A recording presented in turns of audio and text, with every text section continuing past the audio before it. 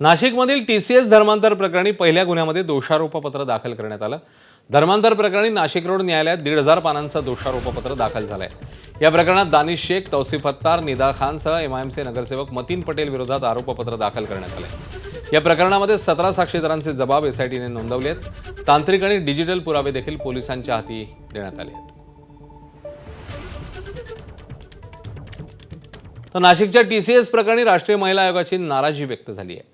नाशिकमधील सर्व युनिट्सना स्वतंत्र पॉश समित्या नेमण्याचे आदेश देण्यात आले। पॉश कायद्याच्या अंमलबजावणीतील त्रुटींवर महिला आयोगाने गंभीर चिंता व्यक्त केली आहे। राष्ट्रीय महिला आयोगाच्या अध्यक्ष विजया रहाटकर यांच्या अध्यक्षतेखाली याबद्दलची सुनावणी पार पडली आहे।